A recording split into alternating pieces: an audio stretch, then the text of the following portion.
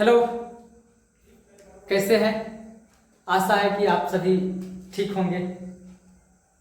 आपका आदर्श edu channel में स्वागत है। ये सवाल आप देख रहे हैं, हम लोग इसको साबित करना है कि रूट 5 एक अपरिमेय संख्या है। इस सवाल को हमको साबित करना है। हम मान लेते हैं, माना कि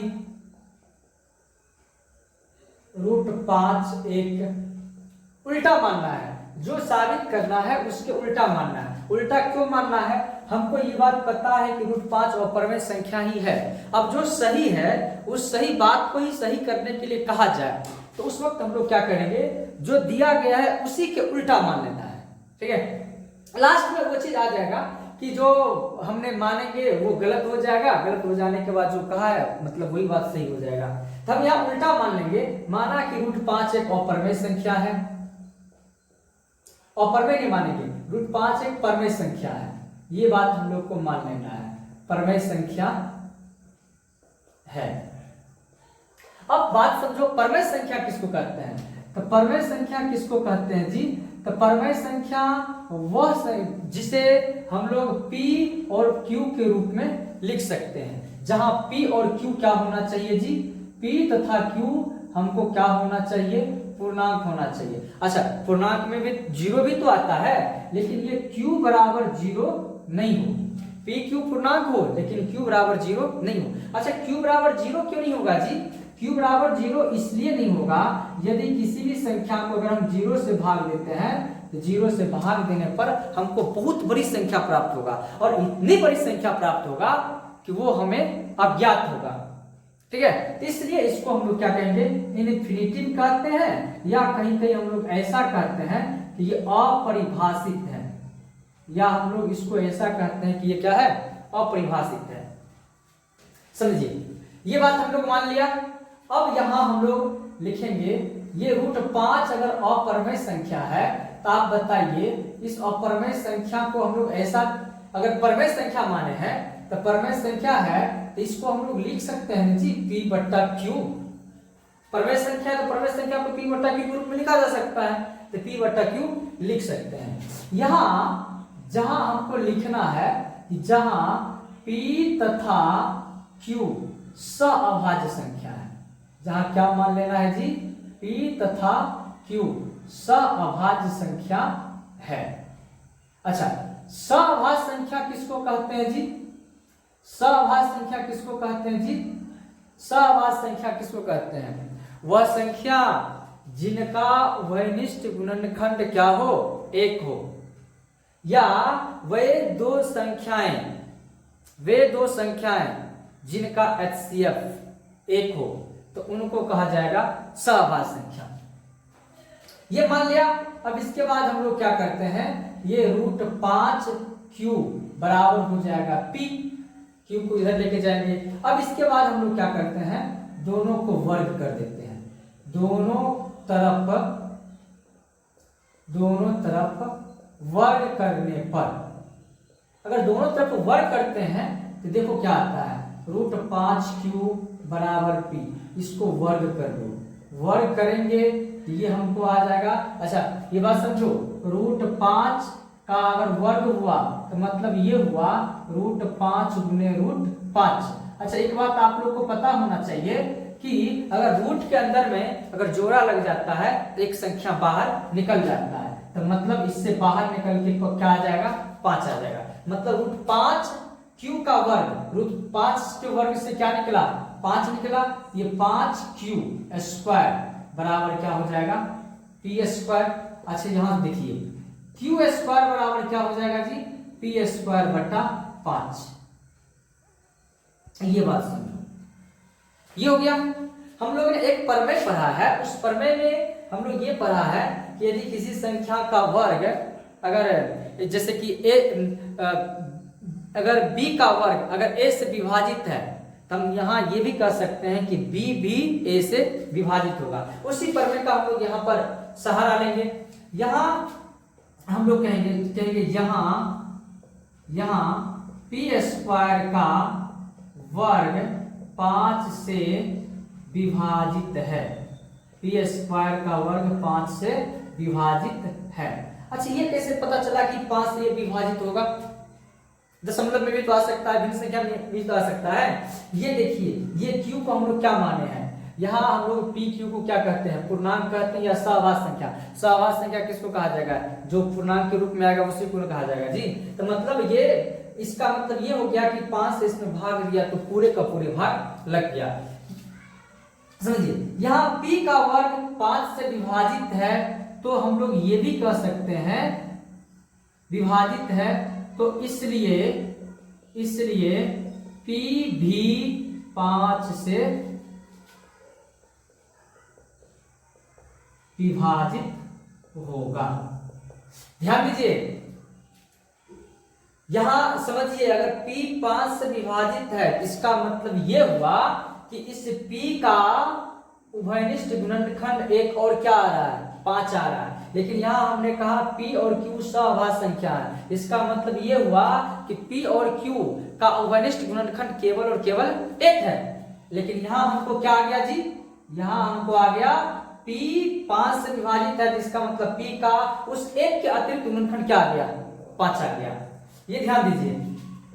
अब यहाँ हम लोग क्या करते हैं, ये देखिए, यहाँ हमको आया है कि 5q स्क्वायर बराबर p, ये तो हमको यहाँ से आया हुआ है। अब यहाँ देखिए, हम क्या किए, p को 5 से विभाजित करवा दिए हैं। अब इसके बाद हमको क्या करना है, इस q को भी क्या करना है, 5 से विभाजित करवा देना है, ताकि इस q का भी एक अतिरिक्त गुणनखंड आ जाए। अब यहाँ देखिए, अब हम लोग यहाँ क्या करते हैं, इस p को मान लेते हैं, पुनः माना कि p बराबर 5a। अच्छा, यह एक बात समझिए, यहाँ √5 कह रहा है, इसलिए p को मानेंगे 5a। अगर यहाँ आपको कहेगा √2 को साबित करने के लिए, तब हम यहाँ मानेंगे p बराबर 2a। जब कहा जाएगा 3 को, तब मानेंगे 3a। जब कहा जाएगा 7 को, तब मानेंगे हम 7a। ठीक है, ये ख्याल रखिएगा। यहाँ 5 को कह रहा है, इसलिए हम p बराबर क्या माने, 5a। अब आगे देखिए, यहाँ आपको दिया है 5q स्क्वायर बराबर, p की जगह पर यह मान रख लो, तो 5a का स्क्वायर। यहाँ आगे हम लोग समझते हैं, इसी जगह पर समझते हैं।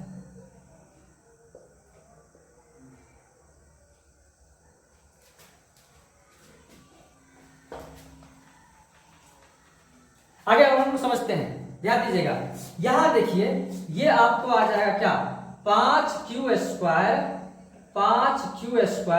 बराबर 25a स्क्वायर। अच्छा, a स्क्वायर का मान क्या होगा जी, a स्क्वायर का मान क्या होगा जी, आप कहिए 5q स्क्वायर और बट्टा 25, इसको काट लो, ये आ गया बट्टा में 5। a स्क्वायर बराबर आपको आ गया q स्क्वायर बट्टा 5। अब यहां भी ध्यान दीजिए, यहां भी देखिए, ठीक इसी जैसा लिखेंगे यहां q स्क्वायर 5 से विभाजित है, यहां q स्क्वायर 5 से विभाजित है, तो q भी 5 से विभाजित होगा। ठीक है, अब यहां ध्यान देने वाली बात यह है कि हमने तो ऊपर में माना था कि भाई p और q सहवास संख्या है, सहवास संख्या होगा, इसका मतलब यह हुआ कि p और q का उभयनिष्ठ गुणनखंड 1 होगा। लेकिन भाई यहां देखिए, हमको p का और q का दोनों का उस 1 के अतिरिक्त गुणनखंड क्या आ रहा है, 5 आ रहा है, अतिरिक्त गुणनखंड आ रहा है। मतलब यहां हमने ये गलत मान लिया था, गलत मानने के कारण में ये चीज आ रहा है जी। अब यहां लिखना है, कहेंगे चूंकि p तथा q का उभयनिष्ठ गुणनखंड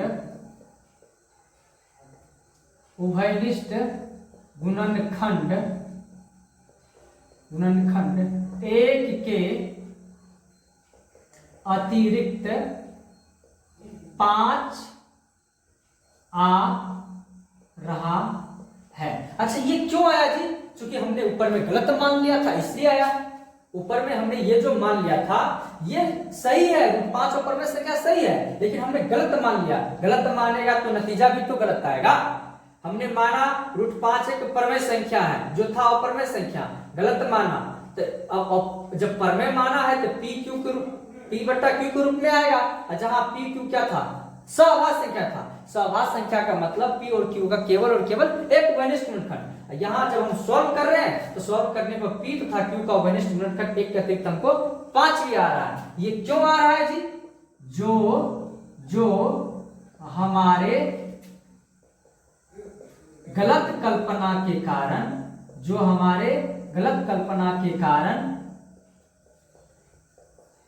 प्राप्त हुआ। जब ऊपर गलत कल्पना के कारण प्राप्त हुआ, हम लोग तब तो कह देंगे कि हमारा मानना गलत हुआ। इसलिए हमारा मानना गलत है। अब यहां को अतः लास्ट में लिखना है, अतः रूट 5 एक अपरिमेय संख्या है। ये चीज हम इतना लिख देंगे। इतना लिखने पर श्योर है कि हमको 5 नंबर का ये सवाल है और ये 5 मार्क्स हमको एग्जाम में मिल जाएगा। बोर्ड एग्जाम में हमको इस सवाल को सॉल्व करने पर हमको 5 नंबर का ये मिल जाएगा। अब इसी तर्ज पर जो भी पूछा जाएगा, अगर रूट 2 पूछा जाएगा, अगर इसी तर्ज पर अगर रूट 2 पूछा जाएगा तो रूट 2 यहाँ मानेंगे रूट 2 बराबर P बट्टा Q। रूट जहां है वहां 2 लिखते चलेंगे, जैसा है वैसा लिखते चलेंगे। अच्छा, यहाँ तब मानेंगे क्या? तब यहाँ मानेंगे P बराबर 2a। यहाँ पर अतिरिक्त गुणनखंड आपको 2 आ जाएगा। बाकी जैसा भाषा है उसी भाषा के आधार पर सारा चीज हमको लिख लेना है। समझिए, एक बार हम निचोड़ शॉर्ट में बता देते हैं। हम मान लेंगे कि सवाल है साबित करें कि रूट 5 एक अपरमेय संख्या है। इसको सॉल्व करने के लिए हम लोग मान लेंगे, माना कि रूट 5 एक परमेय संख्या है, उल्टा मान लेंगे, दिया है अपरमेय लेकिन मान लेंगे परमेय संख्या है। अगर रूट 5 परमेय संख्या है तो परमेय संख्या है तो इसको P बट्टा Q के रूप में लिखा जा सकता है। अच्छा, अगर P बट्टा Q के रूप में लिखेंगे तो P और Q क्या होना चाहिए? सहभाज्य संख्या होना चाहिए। सहभाज्य संख्या का मतलब यह हुआ कि P और Q का जो उभयनिष्ठ गुणनखंड होगा वो उभयनिष्ठ गुणनखंड 1 होगा। अब रूट 5 Q को इधर लेके चले जाओ, रूट 5 Q बराबर P हो जाएगा। अब उसके बाद दोनों तरफ वर्ग करेंगे, दोनों तरफ वर्ग करने पर रूट 5 Q स्क्वायर बराबर P स्क्वायर।